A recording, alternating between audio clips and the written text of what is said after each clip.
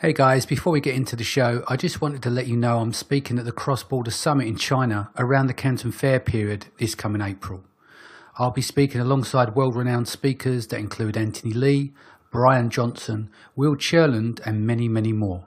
So go grab a ticket at globalfromasia.com/Cross Border Summit. Hey guys, welcome back to Seller Sessions. This week we bring in Ash Monga. Hey Ash, how you doing? Hi, Tony. I'm very good. Very happy to be on the podcast today. Excellent. So today we're going to talk about one of the products that you've had in development with you and your business partner. Do you want to explain what the product is? Sure. So the product's called the Deck Hook. And basically the product allows you to carry any skateboard on any backpack.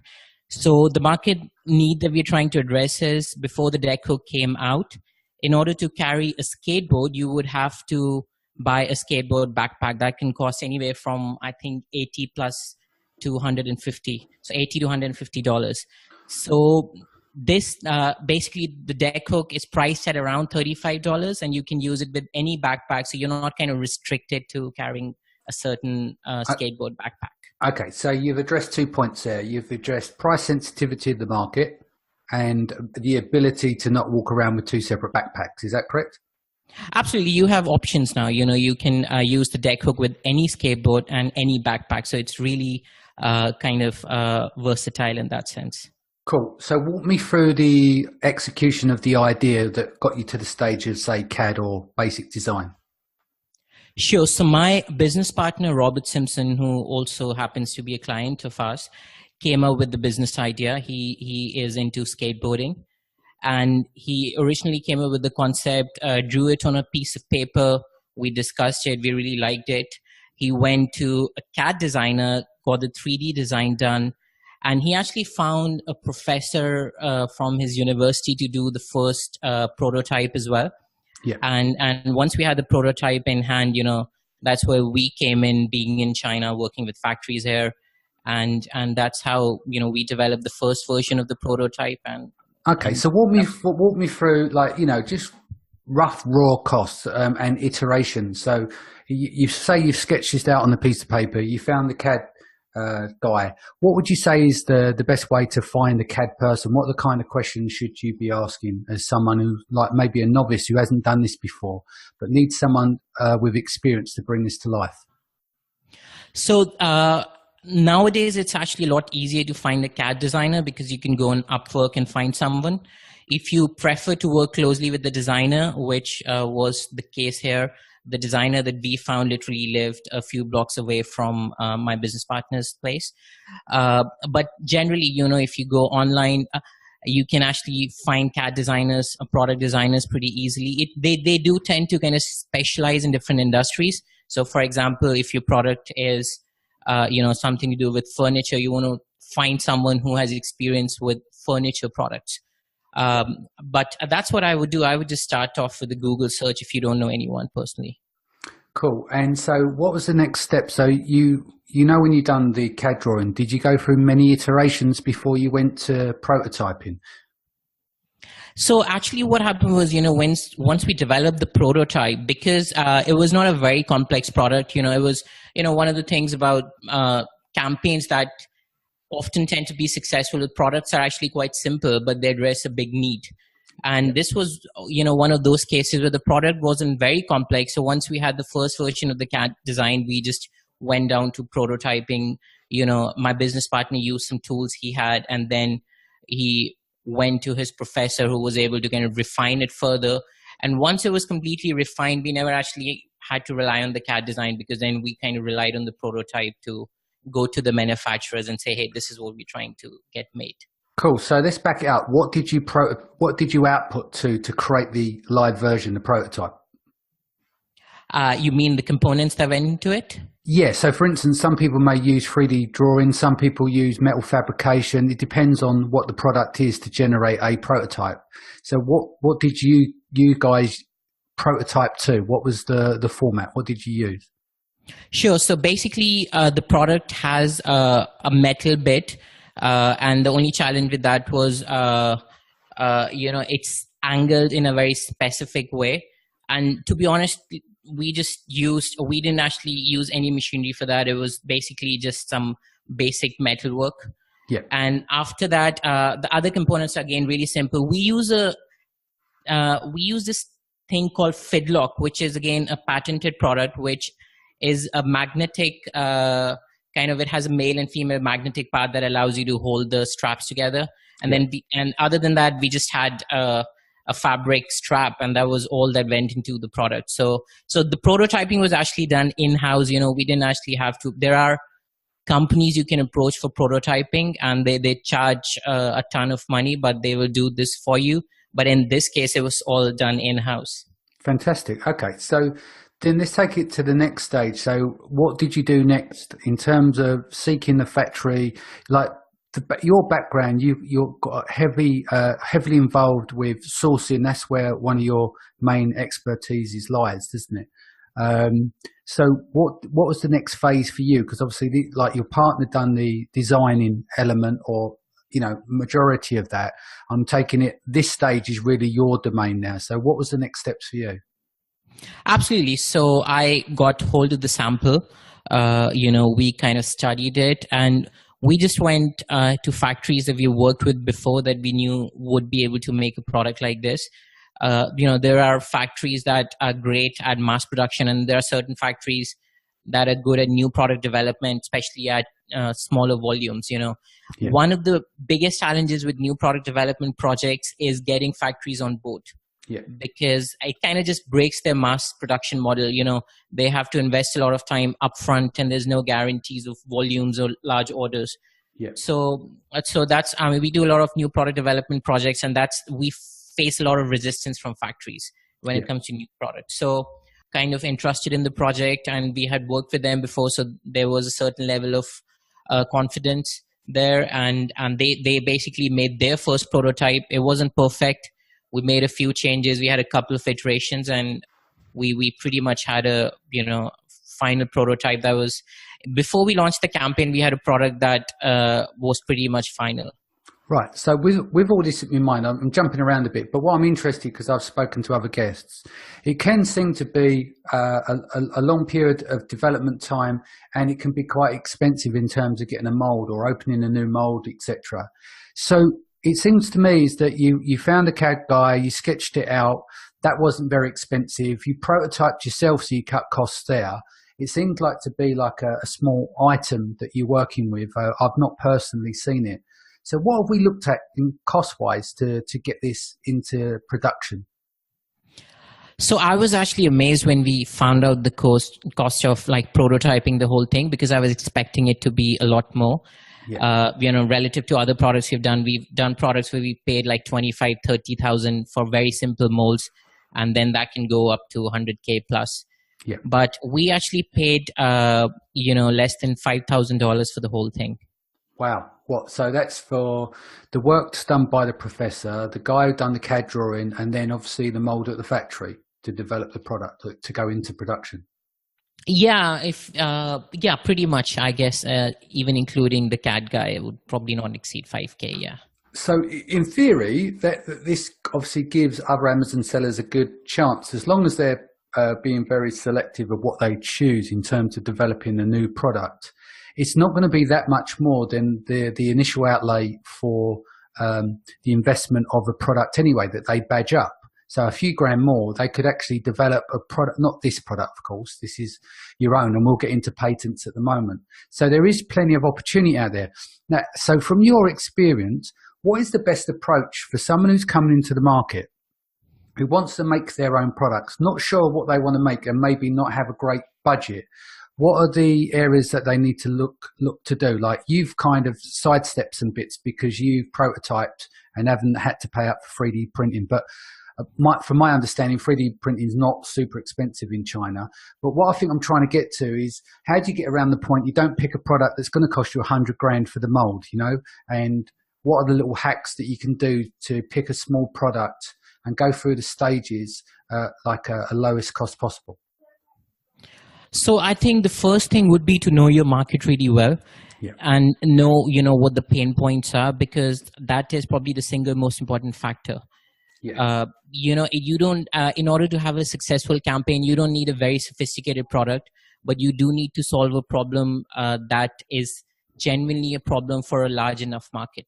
Yeah. So that would be the first step. Other than that, it's the choice of product you pick, the choice of materials, and all these factors can kind of influence your cost. So you have to kind of think 3 steps forward, like what would my end product look like, Yeah. and then work backwards in terms of what materials can I use to, reduce the sophistication of the product if the budget is an issue.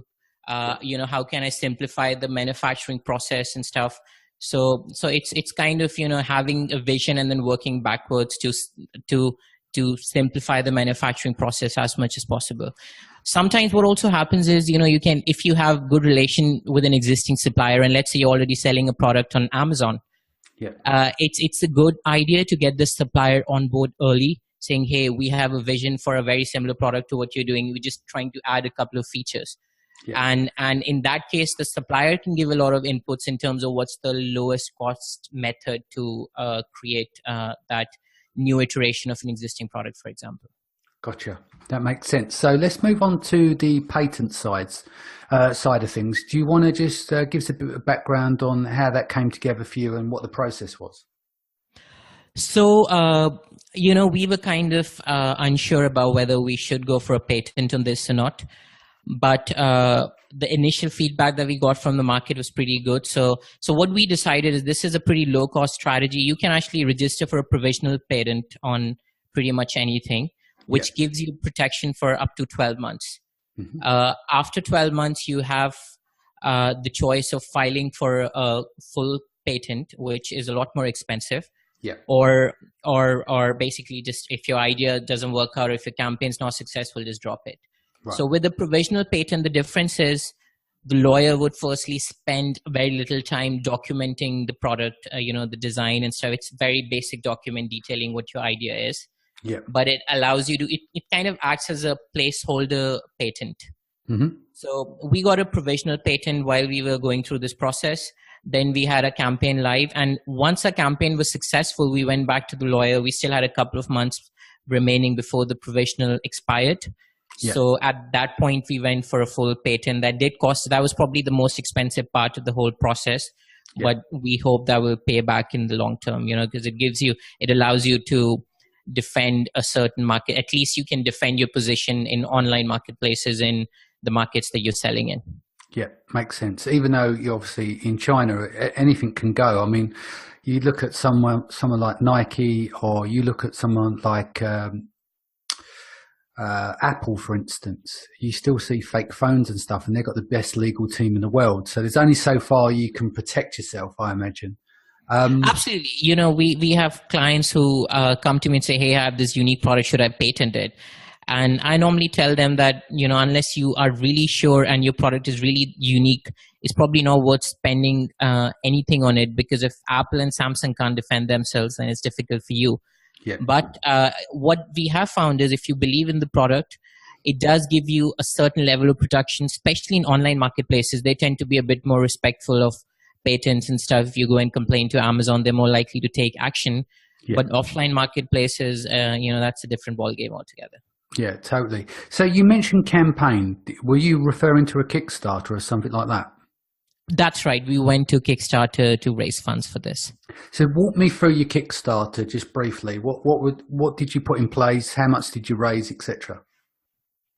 So we actually outsourced the pre-campaign and the campaign management to a company that specializes in crowdfunding.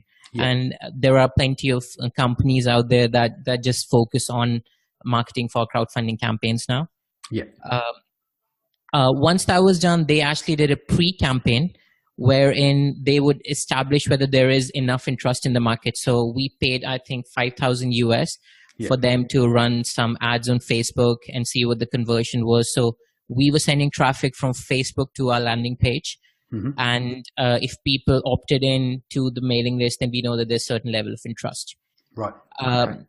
And our agreement with the marketing agency was if there is enough interest in the pre-campaign, we would go ahead and do a full campaign and actually launch the Kickstarter.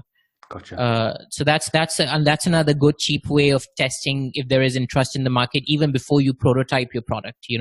Yeah. So what you've done is effectively, if you kick off and have a successful campaign, this will pay for your first run, would it, in terms of manufacturing, and cover all your upfront costs. So you've got great margins from the off on the product, as long as you obviously execute on the Amazon marketplace as well. You mean the Kickstarter campaign, right?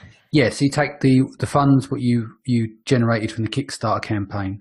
That's the initial investment in the project. Obviously, you've laid money out up front before Kickstarter, but ultimately, once that's cleared and you've got the funds from that, that gives you that bankroll the project, which then takes the weight off it later in terms of cost. So it's not dragging it down across, say, multiple shipments. Would that be right?